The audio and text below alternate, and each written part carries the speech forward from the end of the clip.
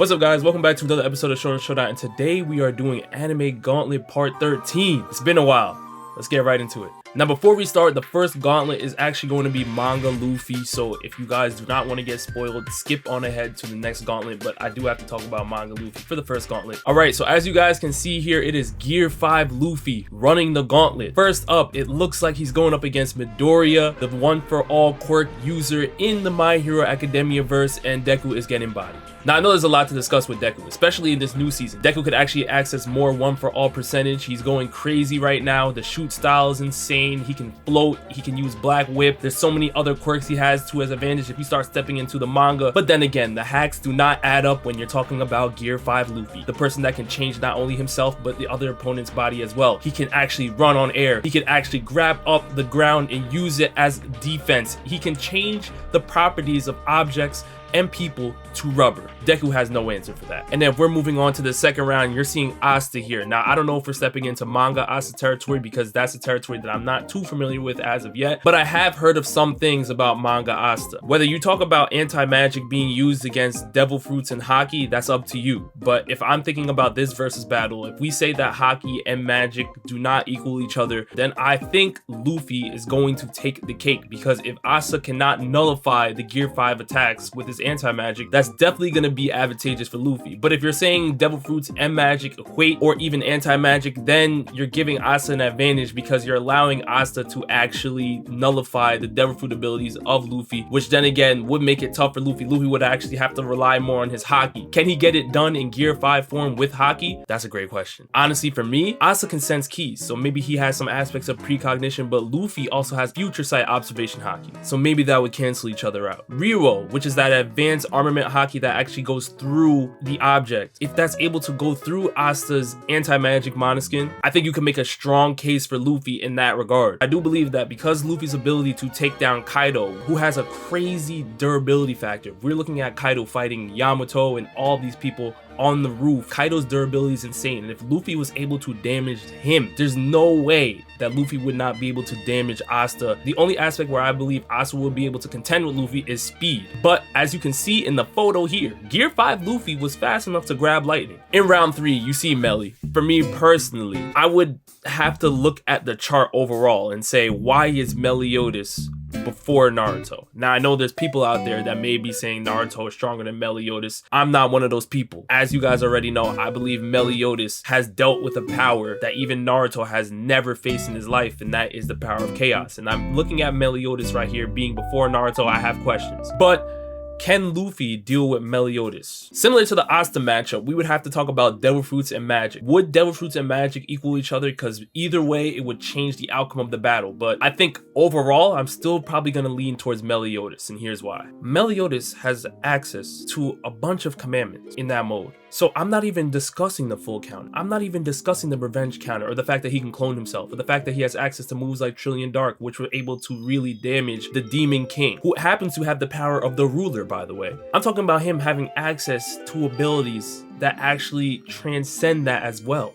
The commandments. Luffy would have to follow the commandments as well as box against Meliodas, and keep in mind that he cannot cross the commandments, because if he ends up crossing them, then he would actually end up suffering the consequences of each commandment. What consequences, you ask? I mean, there's things like turning to stone, having insufferable pain inflicted upon your body. I mean, these are insane things that Luffy would have to keep in mind while trying to box Meliodas. That is a lot for Luffy to deal with, even if he's in Gear 5. But I do think that if we are able to equate devil fruits and magic, it does give Luffy a fighting chance. So depending on devil fruits and magic equating or not, I'm gonna have Luffy actually stopping in round 3. We're gonna move on to round 4 though, and you see Naruto here. I personally believe Naruto should have been in round 3, but if we're looking at Naruto, we actually did a video on this. If you guys want the full rundown of my thoughts on Luffy versus Naruto, I think you guys should go check out that video. But to keep it short and sweet here, if the battle is starting off with Gear 5 Luffy, I definitely am starting to lean more towards Luffy over Naruto in this aspect. I believe that Naruto may have the edge on power, but when we're talking about the edge on hacks, I'm looking at Gear 5 Luffy,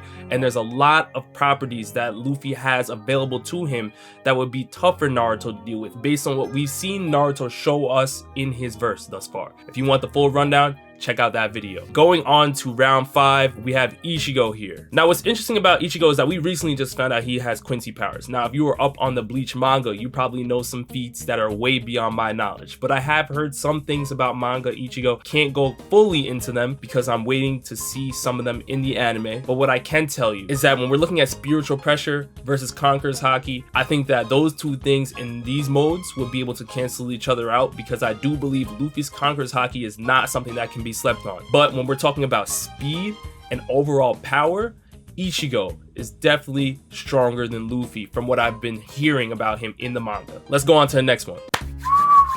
It is time. Saitama. He's here. A lot of the One Punch Man fans have been saying I've been running away from this. Well, I'm here now. First up, we have Naruto. It looks like he's in Baryon Chakra mode. I'm gonna go with Saitama. Now, I know a lot of you guys may be wondering, well, how is Saitama gonna be keeping up with Naruto? I mean, Naruto has so much chakra available to him, but again, in that mode, in the Baryon mode, Naruto is literally losing his life force as he is going on. Saitama has shown us in his battle against Garou that he's able to grow at an exponential rate while he is boxing. You don't think he will be able to grow at an exponential rate to keep up with Naruto while Naruto is in the process of losing his life force? That's too much for Naruto to deal with. He does have a great amount of chakra reserve. He is incredibly strong. His AP is out the roof. But when we're looking at Saitama, his durability is also out the roof. I've seen him tank attacks like gamma ray bursts coming from cosmic fear mode Garou, and he was just eating it, not even worried what was going on. I mean, these are things that Saitama has shown us. It's insane. I don't think Naruto can do all of that while losing his life force and still trying to keep up with Saitama while Saitama is growing at an exponential rate. It's way too much. Naruto's losing in round 1, moving on to round 2, Meliodas. Now, one thing this chart got right is that they put Meliodas after Naruto. You know, I've been on the record saying that Meliodas having the ability to box against a power like Chaos makes him unreal, because that power can literally change reality. Saitama has also shown us that he can fight against opponents that can warp reality as well, or at least warp hyperspace, and that is somebody in the name of Cosmic Fear Garou. Monster Garou was one thing, was able to destroy mountains and things like that, but Saitama wasn't really worried about that. What actually ended up pushing Saitama a little further was the fact that when Garou unlocked his Cosmic Fear mode, he was able to understand all types of energies throughout the universe and their flow and the way they move. This gave him the ability to actually imitate Saitama's abilities as well as warp dimensions. Meliodas obviously has kept up with opponents that can do that as well. He fought the Demon King, for crying out loud. This one for me is very, very tough, because I believe that Saitama would be able to deal some devastating blows to Meliodas, but I also think from Meliodas' perspective, if he's able to get enough damage and keep going, he can use a move like a revenge counter, or he can have the commandments do certain things to Saitama, because we know how Saitama's personality is. This one might be Saitama, y'all. And here's the only reason why I say that. Meliodas' revenge counter would be literally taking all the damage that Saitama has inflicted on him and throwing it right back to Saitama. But Saitama was able to box against somebody that is literally imitating his move, imitating his power. And if we're going off of what Garou was telling us, Garou was using the same amount of power output that Saitama was throwing at him, and every time Saitama threw a counter, it was higher. So would that mean if Saitama is able to tank Meliodas' revenge counter, he's able to throw a power back to Meliodas that's even stronger? I'm not gonna lie, I really don't know with this one. You guys let me know down in the comment section below if you're talking Meliodas or Saitama. That is really, really tough. Moving on to round 3, we have Ichigo Kurosaki. Again, another one talking about his manga feats, most likely, which I'm not too familiar with. But as long as we know that he has access to Quincy powers now, Ichigo is a jack of all trades, y'all. He has Soul Reaper powers, he can go Bankai. Now he has powers of the Quincy, so now he can gather Reishi from outside of himself as well. Ichigo is the complete package in the Bleach verse. The power output is insane, the speed will be able to definitely contend with Saitama. But as far as things like spiritual pressure go, I'm not sure if that's really gonna face Saitama at all. I mean, Saitama literally sneezed and had Jupiter crumbling. I mean, these are things that are out of anything that Ichigo has shown us thus far, at least in the anime. But now it's time. The moment we've all been waiting for, Mastered Ultra Instinct Goku going up against Saitama. A lot of you guys have been asking me for this. Let's talk about it. I get it, One Punch Man fans. I understand. Watching that fight with Saitama and Garou was insane because every time it looked like Garou was getting stronger, was unlocking a new form, was understanding the flow state of energy, was finding out new ways to use energy, was using higher tier attacks, Saitama made it look minuscule every single time. When you're talking about Saitama and Goku, the thing that's interesting about them is that I cannot look at a Saitama as dominant as he is in his own verse and apply that strictly to Goku's path, because the thing is, the Dragon Ball universe is definitely more dangerous than the One Punch Man universe. The One Punch Man universe has some threats, don't get it twisted. Garou is probably the biggest threat that we've seen thus far, outside of a Boros. But these again are opponents that are showing us things that have already been done in the Dragon Ball verse. Now what I will say for Saitama, especially in his fight against Garou, is that his durability is insane. Saitama's base durability is out of this world. If you're talking about Goku base durability versus Saitama, I'm giving that to Saitama. Saitama has the durability that can really contend with some of the craziest in the DBZ verse. Absolutely. Again, Garou using techniques like Gamma Ray Burst and using techniques that literally warp the hyperspace. Saitama was tanking these attacks and he seemed so unfazed. Here's the problem when we're talking about Goku. When we're looking at the fight between Saitama and Garou, we were seeing things where people were worried about the Earth. Then they ended up on one of Jupiter's moons, and then Jupiter was getting blown to smithereens. That's all insane in the One Punch Man verse. But when we talk about Dragon Ball Super, Mastered Ultra Instinct Goku and his fight against Jiren literally was shaking and shattering the world of void. If you guys don't understand what the world of void is, it's literally the world of nothingness. They held the tournament of power in this space of nothingness that the Omni King himself had the angels prepare. That is a feat that is beyond what Saitama has shown us. Now, I get where the One Punch Man fans are coming from, because what Saitama has shown us is that he will continue to grow at an exponential rate. So maybe in a fight against Goku, he will end up surpassing Goku mid-battle. That argument is not a bad argument, because Saitama was pretty much able to counter some of the strongest energy types in the universe based on what Garou was throwing at him. But there's one thing that Garou couldn't throw at him that Goku can, and that's the power of Hakai. Destruction energy in Dragon Ball Super. I'm not sure how Saitama's countering destruction energy, God Ki. These are things that Saitama has not dealt with as of yet, hasn't been able to show us, nothing like that. What Saitama's shown us are pretty much that he can keep up with abilities that Goku can also keep up with. So this is not an outright dead that Saitama has no shot ever in existence. But what it does show me is that although Saitama is getting closer to the Goku peak, I don't believe he's shown us enough to surpass Goku, because Goku has access and he has fought against opponents that have demonstrated things that Saitama has not dealt with as of yet.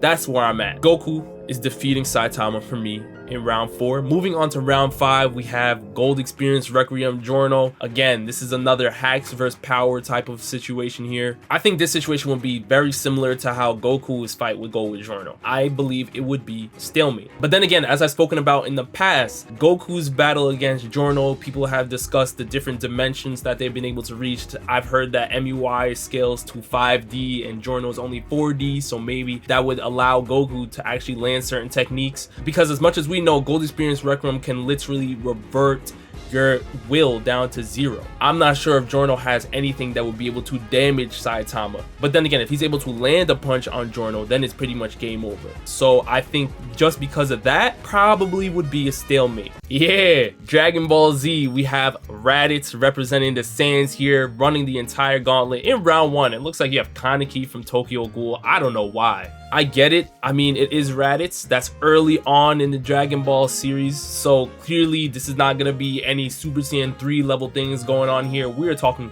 very, very early Piccolo and Goku days. Granted, manga Kaneki, I've heard certain feats that he can still contend on an elite level, but we're talking about a being that can literally destroy the planet. That is completely outside of what Kaneki can do right now. Get rid of him, delete him. I see Sasuke's in round 2. That's tough, y'all. I'm gonna be honest, that's tough. Because when we're talking about hacks, I believe that Sasuke definitely out-hacks his Raditz. Sasuke can use things like Amaterasu or even his Susanoo to help protect himself.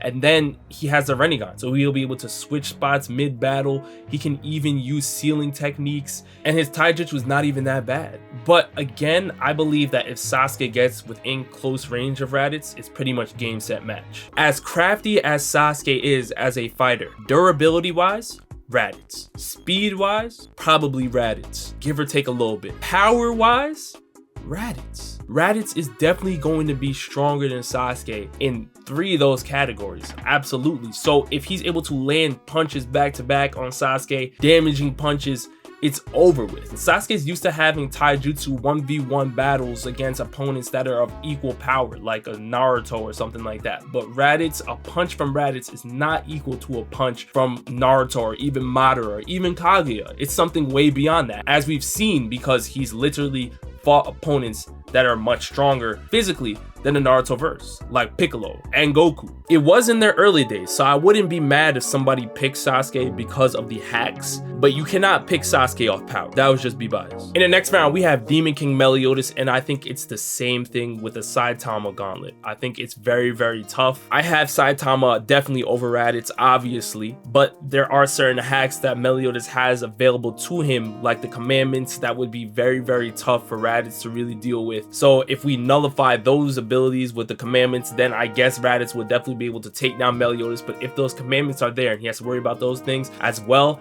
it's tough. Granted, I think that if Raditz is using any Ki Blast or anything that Meliodas would be able to counter, it will be a problem for Raditz, because Raditz does not have the durability like Saitama. Let's move on to round 4, and we have Gojo here. I believe Raditz definitely stops here. Domain expansion is one of the craziest things that we have ever seen, and we know that Gojo's literally is infinity. I mean, regardless if we're even talking about things like Limitless, that would make it tough for Raditz to even land an attack on him. But if he falls victim to his domain expansion, then literally he's not going to be able to move. His brain's going to be processing so much information too fast, it's going to literally fry his brain. I mean, these are things that Raditz has not dealt with in the Dragon Ball manga, so I don't see how he would even be able to contend with Gojo in that mode as well. Doesn't mean he's weaker as a fighter. I believe Raditz obviously is stronger physically, but hacks wise, he's definitely going to be losing to Gojo. But let's just continue for fun. Manga Shinra in round 5. I'm just going to be honest, I don't know Manga Shinra's feats like that, because I've only been watching the Fire Force anime, but I've heard